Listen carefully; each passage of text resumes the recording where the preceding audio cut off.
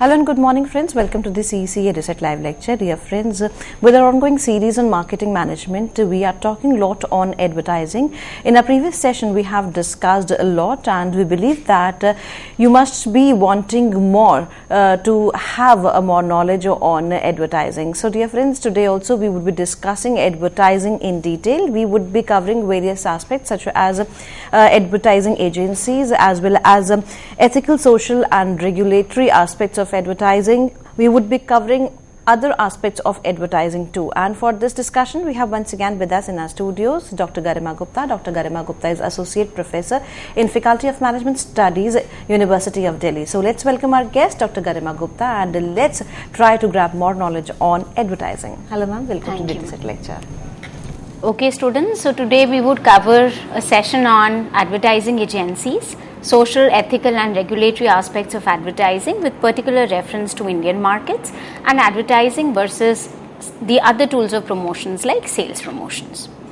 Students, let us understand as to who all are the participants in an integrated marketing communication process.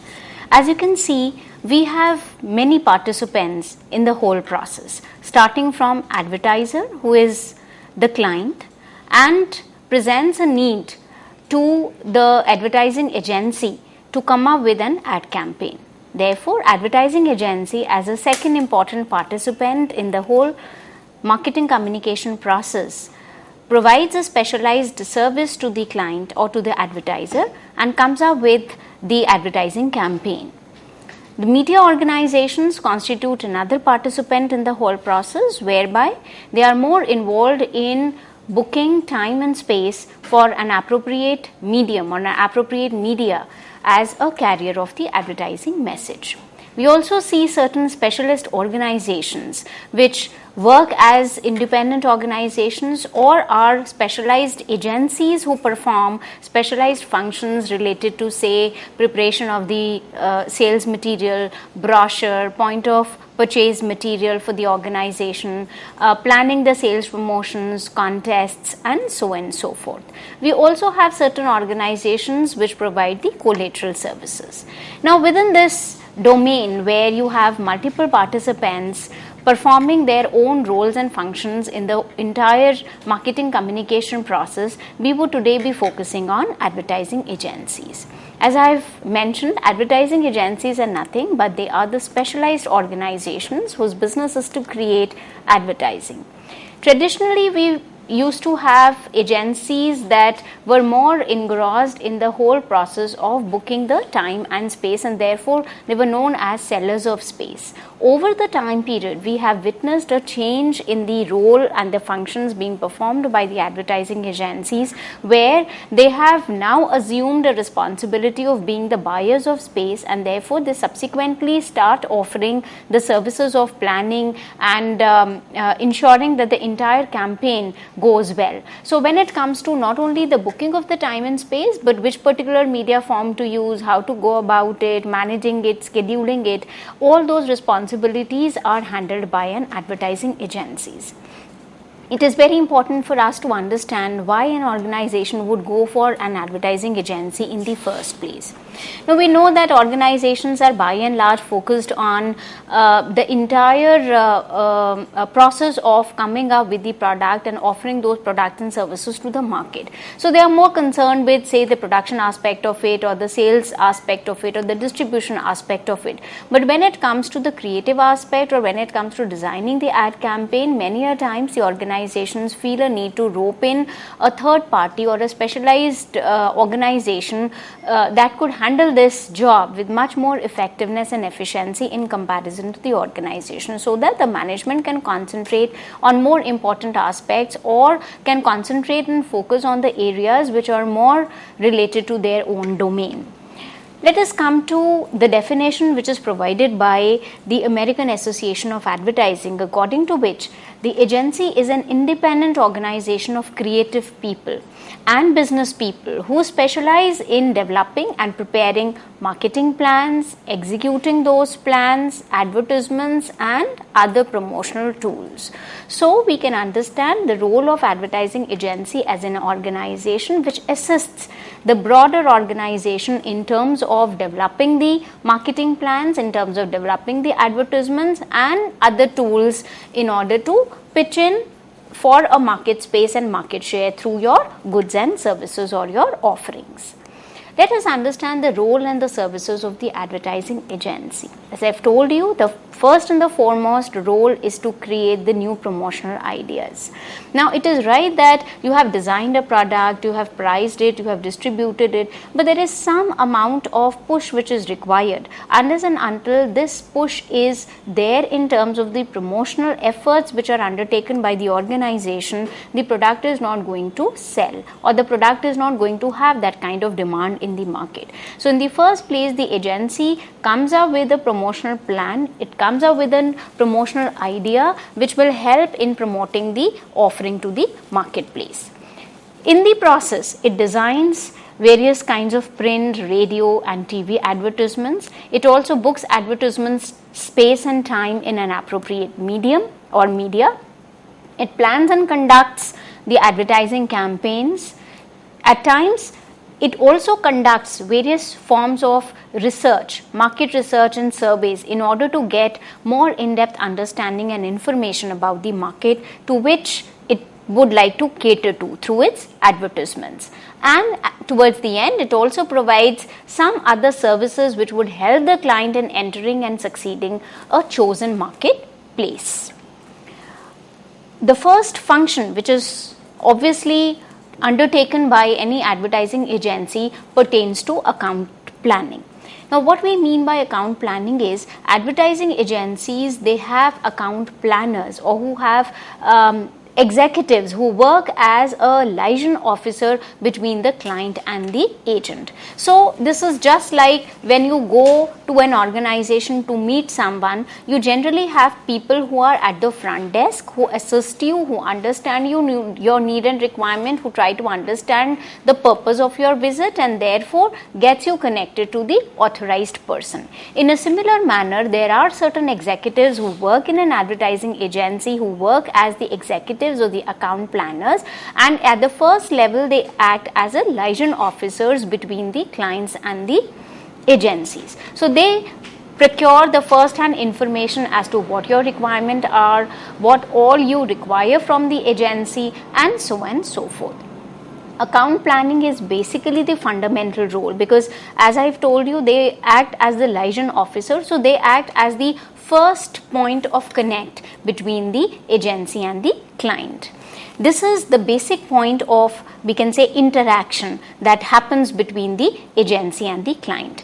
They also work to ensure that all kind of necessary information about the the portfolio that you would be handling, like the creative requirements and the research requirements, they are passed on from the client to the agency so that there is an absolute clarity as to what all the client wants the agency to do and to what extent the agency holds the expertise and the efficiency in delivering the same. We now next come to the second function, which is performed by the advertising agency, which relates to marketing research.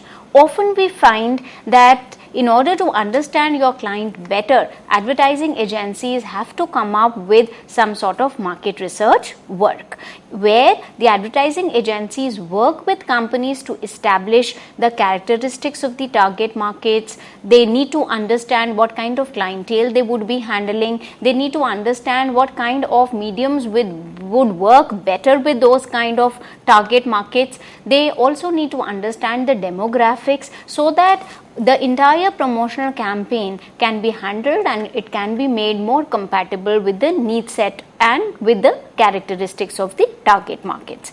The advertising agencies usually spend a lot of time in researching these kind of needs so that they understand what kind of target market they would be dealing with. They also need to understand why those members of the target group buy a particular product, what motivates to buy them. So the whole study regarding understanding the consumer behavior of that particular group is something which is very important in order to come up with a campaign which has a direct link with the members of the TG.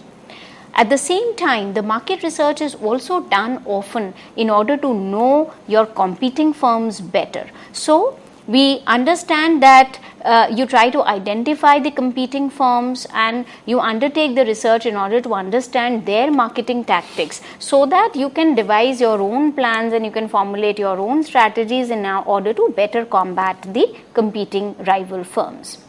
The third function which is often been performed by agencies relates to the creative aspect of it. We know that advertising is all about creativity, and therefore this is something which assumes the major portion of what the advertising agencies by and large do for the large clients, or they do for the large advertisers. Advertising agencies, we know they are known for their creative outputs. They are creative copywriters, there are art directors, there are graphic designers who basically indulge in the entire process of designing the ad copy for various kind of mediums. There are web designers, writers, editors, creative directors, and they constitute the overall creative department or the creative group of an advertising agency. Towards the end, we have the function related to selling the advertising space. So the agencies, they give clients information with respect to which media would be more effective with respect to the kind of product that they have in mind, the service, or say the event. In the process, they also work to secure the advertising placements for customers, either online or print or TVC or radio. Let us now understand what kind of ad agencies do we have in practice. Students, we can broadly categorize them as the in-house agencies and the outside agencies, or the second categorization could be full service agencies and the limited service agencies. Now, you know, there could be different forms in which an organization would like to handle its advertising affairs. Like in the first case, you can have a more centralized department of an organization, and that department usually works for the promotional ideas and the promotional campaigns with respect to all the product lines and all kinds of products and services of that organization. Though this kind of a setup has its own advantages, like there is a centralized mechanism, so there won't be any wastage of resources, there is no duplication of efforts, it also saves time, and there is a department or there is a group of people who are centrally handling the promotional requirements of that organization for its varied product lines. But at the same time, the disadvantage is that in some of the cases we find that it may so happen that one product line requires more promotional effort in comparison to the other product lines, or because of say the nature of the product or the seasonality of the product, or say the life cycle stage of the product, or the competing firms being more active in certain product categories, it may so happen that you require more promotional efforts and more aggressive form of advertising and the other tools of promotions with respect to certain product categories, and not all of them. But when you have a centralized system, you do it uniformly for all the product lines. So the second option which is usually resorted by the organization is to go for a decentralized kind of a setup, where for each product line probably you would be having an executive who would be handling the promotional efforts and the promotional campaigns with respect to that product or that product line. There could be a situation where there could be a internal agency which is working on say the research and development and the promotional efforts and the advertising efforts for the entire organization for its various products and services. This arrangement, the third kind of this arrangement, is known as in-house agency. So the in-house agency is nothing but an internal agency which is being owned and controlled by the advertiser, and it is constituted for the very purpose of taking care of the promotional requirements and the advertising requirements of the products and services of that particular advertiser. We know that there are many organizations and many brands and many companies that have their own in-house agencies. Like for example, Revlon works with its own in-house agency, Avon works with its own in-house agency, Benetton is also a case in point. But there is no hard and fast rule that organization would only be working with its in-house agencies only. There could be an arrangement where in addition to their in-house agency, the organization may be contacting the outside agencies or the external agencies for certain aspects or for certain functions which they feel probably can be better handled by the outside agency. Like Benetton, in addition to having its own in-house agency, also has an external agency which handles its clients. Also, it is not necessary that an organization would only be working with one or two agencies. There are instances where the organizations have worked with as many as 8 agencies to handle different kind of activities and different kind of the promotional efforts. Like Procter & Gamble works with as many as 8 agencies to deal with its all promotional related matters. The choice as to whether you would be going for an in-house agency or an external agency or a combination depends on multitude of factors, like what is the size and the magnitude of your organization, how much dependence you have when it comes to the advertising efforts, how much expertise do you have internally available in the organization within the department, and how much of it you have to outsource or you have to rely on the other external parties. So taking into consideration a number of factors, an organization may go in for a decision related to the choice of the agency. Let us therefore understand the in-house agency as an agency that is set up, owned and operated by the advertiser.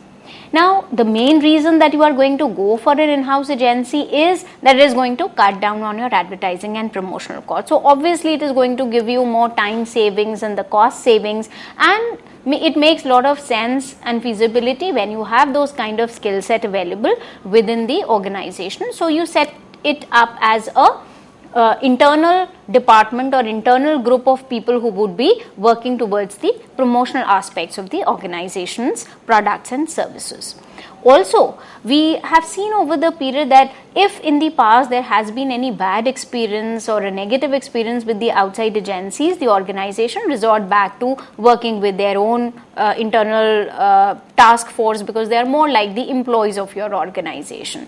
In some respects, however, we find that the outside agencies are better. They know the market pulse better, probably they have better information, better skill set. In some of the cases, we also find that the external agencies have now become highly specialized. So they deal in one particular aspect of promotion and they provide highly specialized services with respect to that domain. And it could be related to, say, creative aspect, it could be related to media buying, it could be related to handling your sales promotions, it could be related to handling your direct material marketing efforts, and so on and so forth.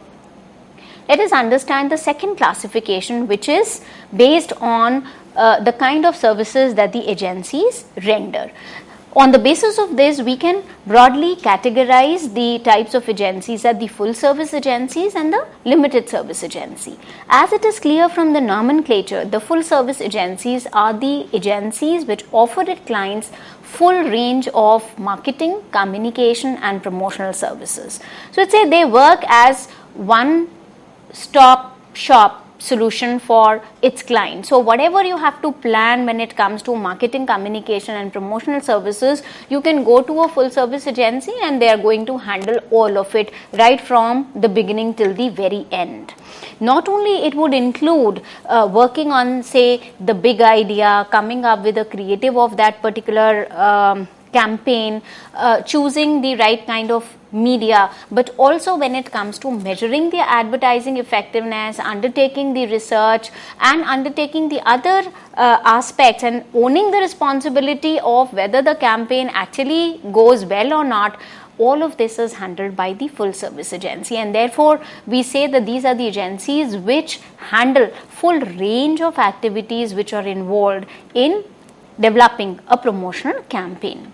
They may also offer at times non-advertising services, say for example package design or dealing with the sales promotions for that particular organization, handling the point of purchase material, handling the brochures and the information leaflets and things like that.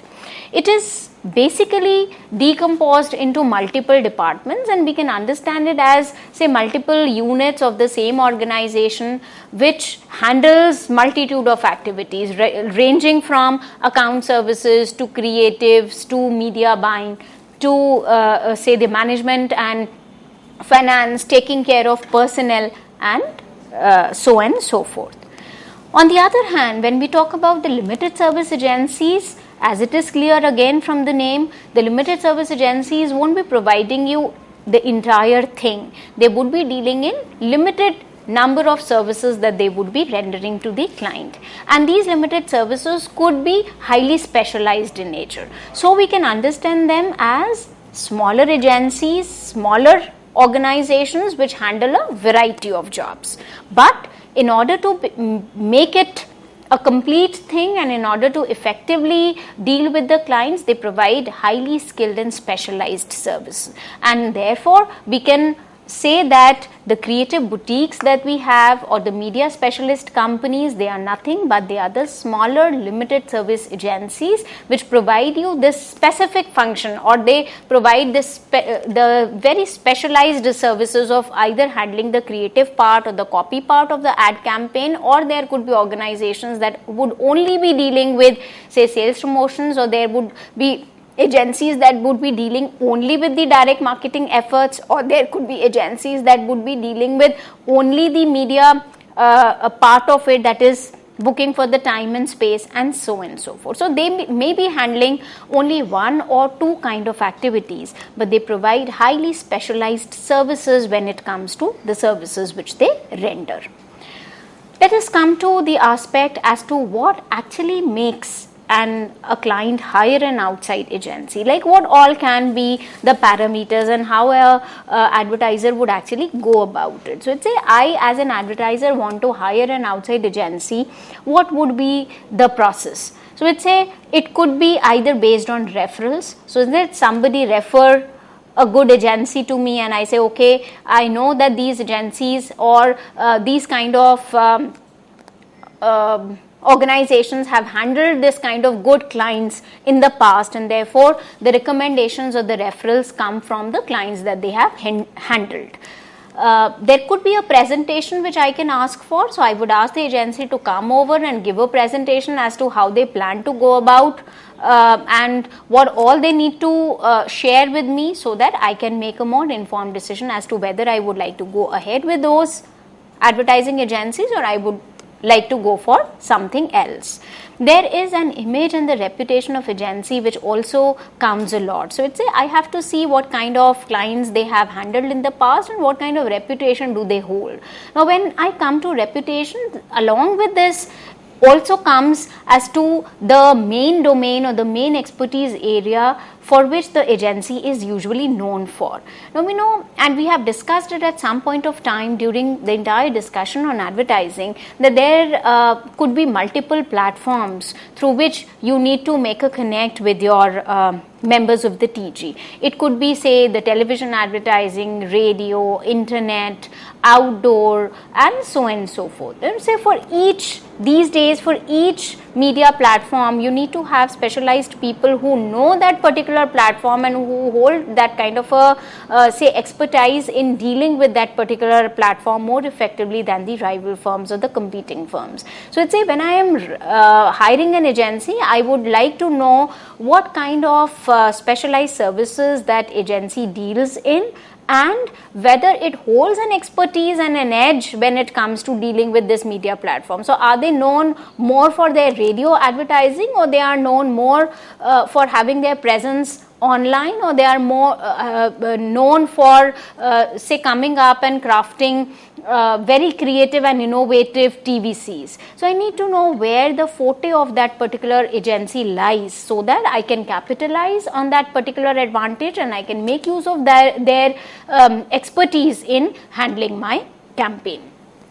Also, we know that in some of the cases, the entire decision is based on what all I want my agency to do. So, if I only want a limited aspects to be handled by the agency, I can very well go in for a limited service agency. But if I want them to provide me a complete solution from start to finish, probably I would look for a bigger agency, and I would look for the agency who can provide me with, say, some other aspects of promotion also, like the public relation and the publicity part of it. So it all depends on what are my needs, what are my expectations, and how well the agency is having that kind of an expertise and is having that kind of a skill set to help me and build on my promotional campaign in an effective manner.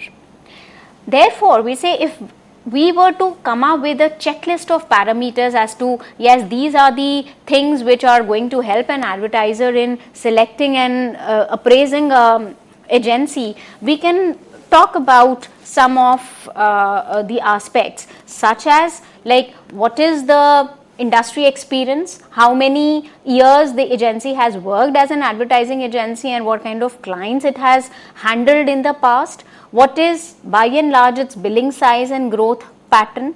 I can also look for as to what is the account turnover in terms of the average age of the agency client. So is it very recent or very young ones, or say smaller or medium sized companies that it has handled in the past, or it has also handled good reputed strong brands in its portfolio. I can also look at the manpower strengths. Let's say how many people actually work for that particular agency, and do the agency has the manpower to perform diverse roles or not. So, say, do they have enough number of people who work in the creative field? Do they have enough number of people who handle the accounts? Do they have enough number of people when it comes to say taking care of the finance and taking care of the personnel aspects of the agency are concerned? I also need to know to what extent the agency has proved to be good enough when it comes to working with good idea is there, coming up with the innovative ad campaigns is concerned, coming up with the entire campaign planning is concerned. So let's say I need to come up with a holistic mix of factors which will help me in zeroing down on the agency, to which I would then assign this task of handling my promotional campaign.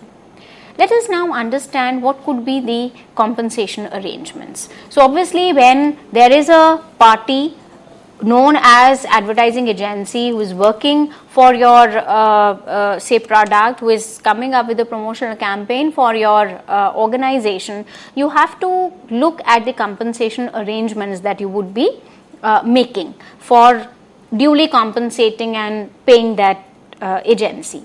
Now, when we talk about compensation arrangements, the most prevalent one is the commission system. So, we'd say basically the advertising agency, they charge a commission, and the rate of commission is also fixed, which is usually 15% and is 16 by 3% when it comes to some of the other areas. But by and large, we talk about a commission rate which is usually 15%. Now, how do they go about it? So, let's say this is basically based on the size of the media spend. So, suppose I book an agency, and the agency has suggested me, say, print advertising in a newspaper with respect to my product, and the newspaper as a media or as a carrier, the advertising cost is going to come up as, say, rupees 1 lakh. So, let's say the agency is going to get a 15% commission.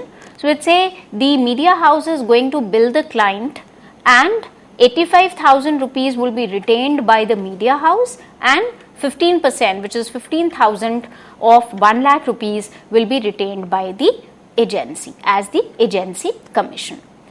Now, though this kind of system has been working for quite some time now, there are some drawbacks because of which the agencies often criticize this kind of a system, or the advertisers also often criticize this kind of system. One is, there is no way in which you can actually come up with a mechanism to know how well the organization is doing and to what extent the agency is working towards the furtherance of the organizational goals. Students, as this needs more deliberation, we will continue on what could be the alternate compensation arrangements for the agencies. Thank you.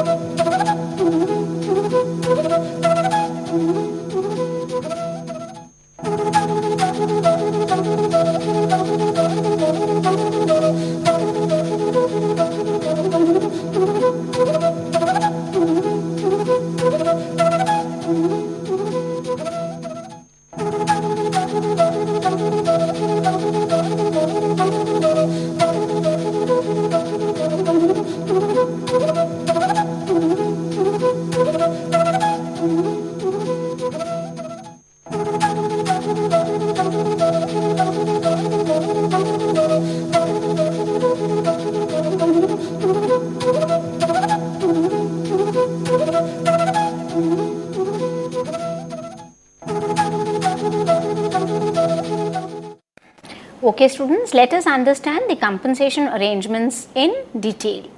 Let us start with the commission system, whereby the agency charges a commission for the services which it renders to the client. Usually the commission is 15% of the media spend. So suppose I want to place an ad in a particular media, I am going to see what is the entire media cost. 15% of that spend is going to be retained by the agency as its commission. Now, though this is a prevalent system of compensating the ad agency, it is often criticized on some aspects, such as there is no way to figure out as to the extent to which the agency really performs the services which justify the compensation which is paid to them. Also, there is nothing which acts as an incentive, or there is nothing which acts as a motivation for the agencies to work better. It is also seen that at times the agencies may be motivated to actually inflate the media spend because their commission is directly related to it. So they would like to inflate the media cost, or they would like to inflate the entire billing amount which they are going to get from the media house, because they know that a 15% straight of that media spend is going to be earned by the agency as their own commission. As against this, we have got various other methods which have been proposed by the advertisers and the agencies over a period of time, like the fee-based system, where you actually pay them on the basis of the cost of services which they render. Now, in case of the cost-based kind of a system also, we find that you come up with a estimate of how much cost of service it would be, and then you add a certain markup or a profit to it, and then you pay the advertising agency, and generally the cost is calculated using an hourly basis. In most of the cases, we also find that there is a combination of both the fee system and the commission system which is being used by the advertiser. So for certain services you pay on a commission basis, and for rest of the services there is a fee on the basis of how much cost of service has been undertaken by the agency, and you duly compensate the agency according to it. In recent times, we find that there is more preference towards the performance link or the incentive based kind of compensation arrangements, in order to motivate the agency and in order to directly link whatever the agencies do to the actual performance of that particular campaign. The advertisers prefer the performance linked method of compensating the agency.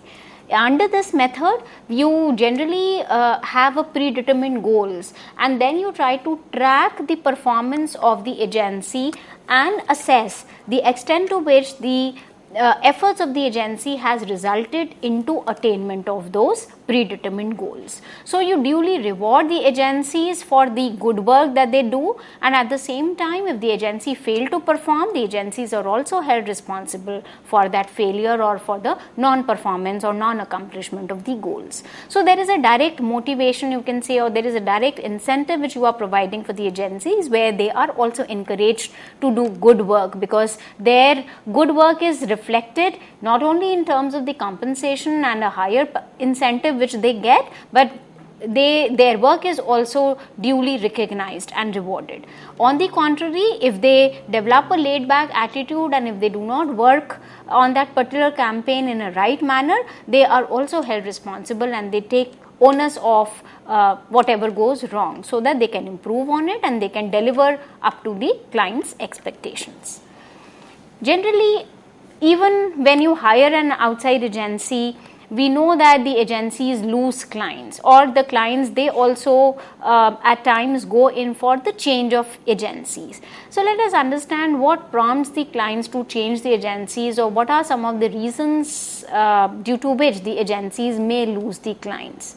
One could be the poor performance or service, and there we see that there is a direct link between the performance and the kind of money that you are paying, or the compensation arrangement that you have for the agency. So if I feel at the end of the day as an client or as an advertiser that I am not getting in return those goals or those kind of the promotional outcomes which I expect the agency to deliver, I would like to go for a change of that agency. There could be a poor communication. So it's we hardly communicate well, the agency doesn't have any idea as to what my expectations are, the agency doesn't understand the company or the organization inside out, and therefore fails to deliver up to the expectation level of the clients. There could be, say, the change in the agency itself. So there could be some change in the organizational structure of the agency. People may leave the organization or the agency. People may be new to that agency system, and therefore they would take a while before they get used to the kind of work that the agency does. There could be a conflicting interest also between the organization and the agency. So I as an organization feel that my promotion should be handled in a certain way, whereas the agency feels that there could be a better alternate way of handling the campaign, and therefore there is a conflict of, say, understanding and coming to a consensus as to how the promotional planning should be done and how the campaign should be planned.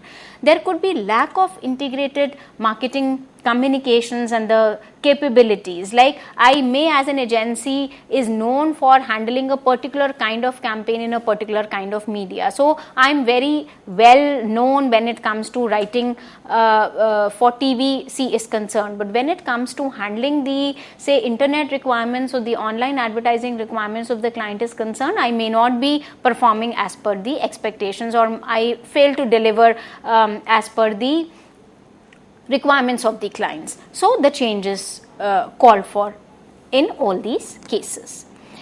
We also therefore understand that there are certain positive aspects when we work through the agency. So if we were to sum it up by saying that what all advantages agency bring to the organization, we can understand as the role of agency as a strong organization that help an organization or the client to build up on its promotional aspect. So it's say agencies, they have the ability to buy media in bulk, also at a rate which probably the single business and an organization cannot obtain. So when it comes to media buying and handling, booking media time and space, you need to work through the agency, because everything would get more smoothened out if you are doing it through the agencies, because they know the market, they know the place, they know the people, and therefore securing the time and space in an appropriate media is more feasible and is more practical if you rope in an agency in between.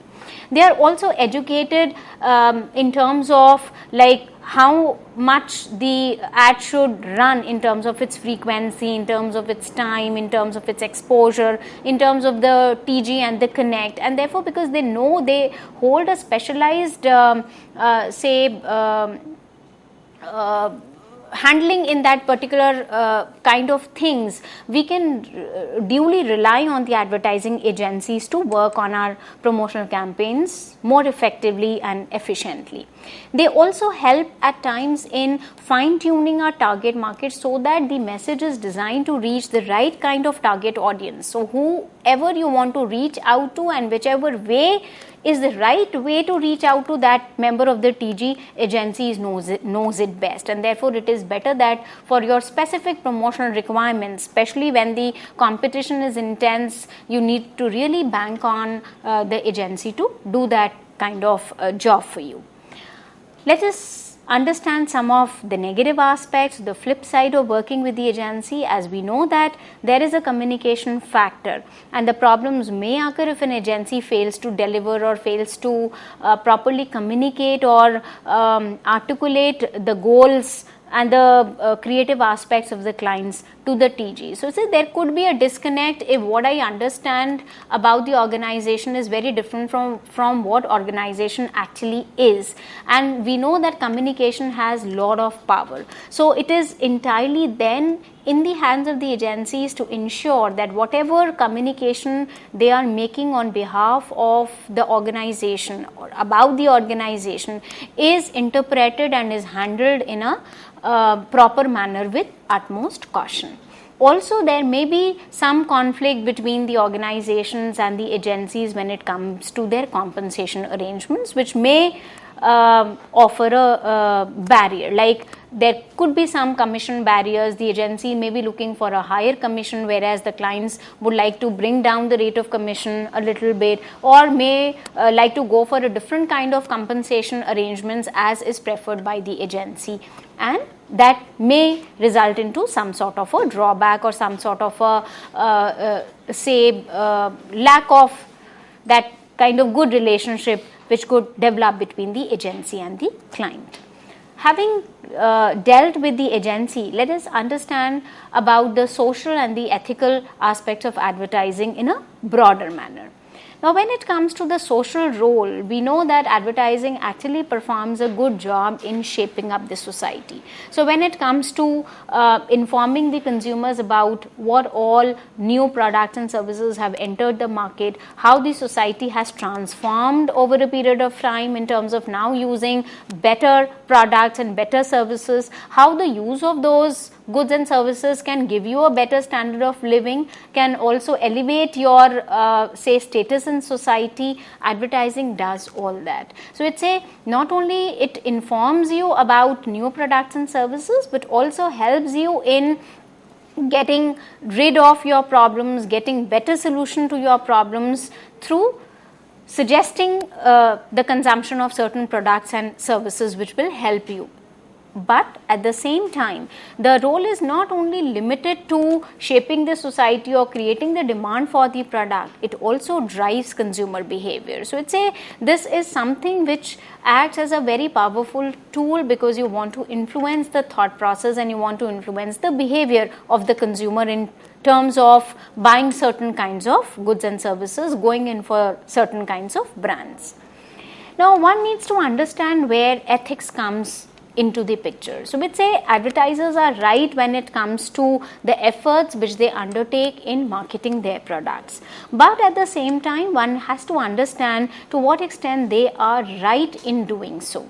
Let us first of all understand what ethics is. So, ethics is defined as the sense of rightness and wrongness of the human conduct. So, when I am doing something, I need to know to what extent I am morally right in projecting a product, in talking about a particular product, and what kind of good and what kind of harm it is going to eventually do to the people.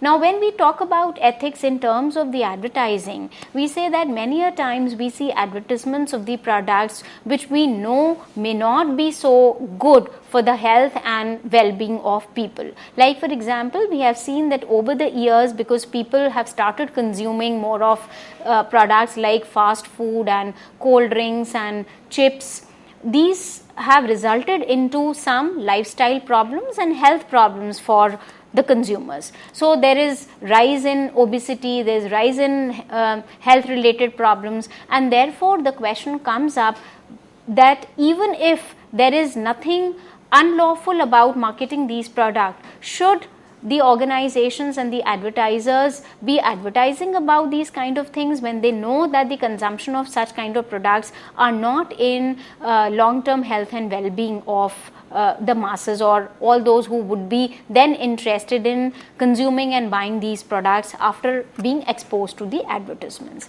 So the whole question of ethics comes into play. When we specifically address these ethical issues in advertising, we can talk about many aspects, starting from say puffery.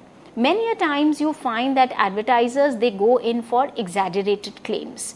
Now some sort of exaggeration or some sort of making up your own point is right, given the fact that you are there to advertise your product, and it is very obvious that you would be talking about good things of your services. But if the whole purpose is to deceive the consumer, if the whole purpose is to lure the consumer in buying that particular product, and if your product do not have any sort of a justification and you know that your product does not fulfill those claims that you are promising in the advertisement, there is an ethical issue which comes up. Similarly, there are certain ads which are considered to be advertisements in bad taste. They are considered to be offensive. There are certain advertisements which you feel uncomfortable watching along with your family members. There are certain advertisements related to say the personal care products or the personal hygiene items which are considered in bad taste because of the reason that people find discomfort and people do not appreciate viewing those kind of advertisements in the context and in the settings in which those goods and services are shown. So there could be an alternate way of talking about these products. There could be an alternate ways in which these products can be advertised, and one has to look for the taste in advertising in order to not address the ethical issues related to this domain. Also, there are often ads which are targeted at children. We know that this is something which shouldn't be done ethically. The reason is that the kids are in a very vulnerable stage. So when you look for children as soft targets, somewhere you are crossing that ethical border. So we'd say there are certain products especially related to say cold drinks, cookies, chocolates, where the advertisements are directly targeted at children, because you know that children would be exerting a lot of influence when it comes to the buying of these kind of products. They are going to exercise their own pester power, and they are going to exert a strong amount of influence as initiators and as say children having a say in the family, and then they would be demanding those kind of products which they see in the advertisements from their parents. So to what extent this is right when we know that they do not have, in most of the cases the children do not have, and by children we mean children who are in the age bracket where they are not in a position to exercise that wisdom and knowledge which is required at the time of exercising a purchase decision. So to what extent then the advertisers are ethically correct in targeting children in their ad campaigns? We also see ads where there is a lot of reinforcement of stereotypes. Like there are ads where you always show the female counterpart doing say laundry, doing the household work, though over a period of time we have seen advertisement handling it in a different manner, in a more mature manner, and breaking free of this kind of a stereotype. So it's a, why should only the females be shown as doing the laundry, doing the household chores, and why not the men? And we have seen ample number of examples in the advertising domain over last few years where advertisement has done a fairly good job of breaking the stereotype. So when it comes to, say, looking good with say a dark skin, or sharing chores in the family or in the household, when it comes to projecting the idea of daag achhe hain, when it comes to projecting the idea of second marriage and celebrating the whole occasion, advertising has actually done good when it comes to breaking the stereotypes, and they are slowly and gradually setting more examples where we see that advertisements have actually countered this ethical aspect on which it was once criticized. There are a lot of endorsements which are right, and we have seen that celebrity endorsement is a very important part of advertisement. So at times you need to rope in the celebrity endorser in order to have a good connect with the members of your TG. But the ethical dilemma and the ethical question is, to what extent the endorsements which are made by the celebrity endorsers are correct? Have they themselves used those kind of products? Do they have all kind of information which they share with the consumers? So is it right that you bring in a celebrity endorsement who talks about the product, but at the end of the day there is no way to figure out whether the celebrity endorser himself or herself is also using that product? So to what extent it would be ethically correct for the advertiser to rope in a celebrity endorser in order to lure in or attract the consumers in paying attention to the advertisement and eventually buying that product? When we also talk about the ethical aspects of advertising, we talk about what kind of effect it has on the value system and the social setup and the lifestyle. So it is right to project certain products and for you to talk about certain products, but just in order to create that kind of a materialism in the society where people would then run after the purchase of that particular product, they would feel as if they are losing out on something if they do not buy those goods and services, is something where the ethical aspects get attention. We also see that there are a lot of competitive advertising where they make comparisons, and there's a lot of comparative advertising talking about the superior aspects of my product and trying to talk about the aspects where my product probably has an edge over the competing firm. All is fair if I am having suitable justification in order to make that comparison. But then at the same time, the ethical aspects come into play when I am using this kind of a comparative advertising only with the purpose to demean the other party, for which I have strong views in the sense that I should not be allowed as an advertiser to be doing something of that sort. So it is justifiable so long as you talk about your products and you talk about your goods and services and their, say, points of similarities and points of differentiation with respect to the other competing offerings. But in no way I should be allowed as an advertiser to demean the product offerings of the rival firms. Let us see to what extent I can then review and regulate advertising. So it's say advertising practices, they are reviewed and governed in terms of, say, the laws and regulations that we have in force. There could be some ways in which media can also review and regulate advertising, but a lot of it depends on the self-regulation or the self-discipline which is exercised by the advertisers and the agencies themselves. There could be some industry self-regulation groups, self-help groups, what you may call them, and so the industry has a role to play when it comes to regulation of advertising. And last, the public or the consumer or the community at large has a broader role to play if you want to regulate advertising. So let us see all of these one by one in order to understand how can we have more stringent regulation and curb on what advertisers do.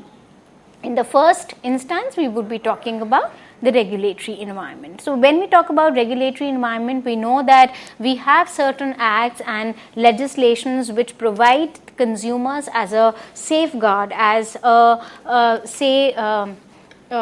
tool through which they can protect their own interest.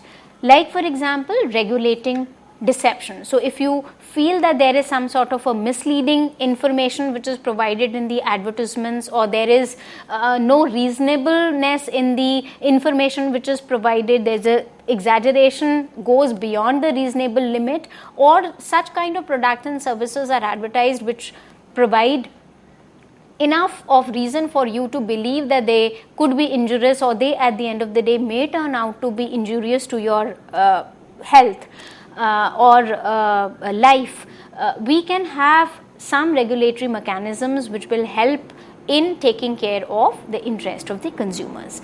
Now, these kind of regulatory mechanisms require that the type and the specificity of the claim is clearly identified. We are also mentioning about the possible consequences of using those products, or possible consequences of the claims which are made. Like, for example, I say that you keep on applying this fairness cream and at the end of the day this is what it is going to do, like it is going to transform you from a normal person to a real beauty. So to what extent my claims hold merit, to what extent a other person is acting on the belief of those claims, and is there any way in which the loss gets accrued to that particular person, or he or the product fails to deliver, and there is some sort of, say, loss of reputation, loss of goodwill, loss of my own self-esteem because the product fails to deliver. So I have to take care of all these aspects in order to ensure that yes, this is the extent of damage which has been done, and how then I can handle it. Now, if I say that yes, this is something that I would like to address, like what kind of claims, whether they are injurious, the way in which the advertiser is supposed to handle these, I have some legislations in the legal framework which can provide relief to the consumers. Like, I have an Indian Penal Code, there could be Indian Contract Act, there is Drug and Magic Remedies Act, there is Prevention of Food Adulteration Act, there is Consumer Protection Act, there is Prohibition of Indecent Representation of Women in Ads, and many more. So we say there are certain laws and legislations which are present which provides this kind of safeguarding of the consumer's interest. Also in India, various acts are enacted with the clear intention of providing protection to the consumer against different forms of exploitation and different forms of deception which I probably find in the advertising domain. The remedies, once I find that yes, there is some sort of a deception and unfair advertising, I can go for these kind of remedies, where first could be cease and desist order. So it's a order can be passed where I would not be allowed to continue with that kind of an advertising. So it's a I am asked to stop and not continue, not practice that kind of advertising in future. There could be a consent decree, which is more a form of an agreement where I ask an advertiser to enter into an agreement where he gives his consent not to come up with this kind of claim, not to come up with this kind of an advertising in future. There could be instances where the advertiser may be asked to go for a corrective advertising. So, I say this is something which was found to be wrong, this was something which was found to be deceptive. So, now you have to come up with a different ad campaign or a corrective ad campaign to overcome all those aspects. There could be a consumer redress. So, I can always seek redressal in the Consumer Protection Act. There could be an agency who could be held responsible for whatever goes wrong. So, it's if I know that the advertiser has roped in a full service agency who has handled the entire campaign from start to finish, the ultimate responsibility of whatever goes wrong when it comes to the deceptive advertising is something which the agency has to answer for. Also, there could be media review. At times we find that media also makes an attempt to regulate the advertising, like Reader Digest do not accept any ad related to tobacco or liquor items. There could be self-regulation where some players hold the belief that advertiser they may be left alone. There is no punitive or regulatory mechanism required as such. Rather than the advertiser should be taking this responsibility on their own to regulate whatever they communicate and whatever they design as their campaigns. Also, there is a voluntary body known as Advertising Standard Council of India, which is nothing but a non-profit organization which has adopted a code for self-regulation for advertising. There are companies that have also designed their own codes of conduct, like Colgate Palmolive, or other companies that have come up with their own codes of behavior which govern advertising so far as the Indian markets are concerned. And towards the end, we also have some industry self-help groups like Advertising Review Council or Better Business Bureau or National Advertising Review Council, which is going to consider the advertisements, and then they are going to take a call if the advertising is found to be deceptive or misleading.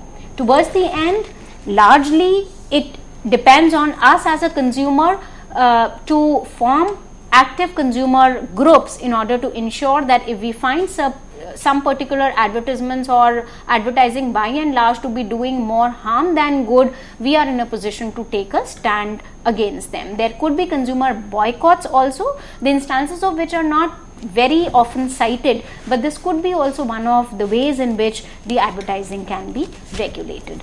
This is all, students. I hope that at the end of the day you would have gained knowledge about what advertising agencies are, how the advertising agencies work, and how the advertising is regulated, and what are the various ethical aspects which the advertisers should be aware of. Thank you. With this note, thank you, ma'am. Thank you so very much. And dear friends, we have covered advertising in detail, and we believe that we would be bringing for you more in our future sessions. So do write to us at info.cec@nic.in if you have any kind of queries. And yes, this lecture is going to be uploaded on YouTube very soon for you. Keep watching the lectures and do write to us. We would be waiting for your mails. Till then, take care. Goodbye. Thank you, ma'am. Thank you so much.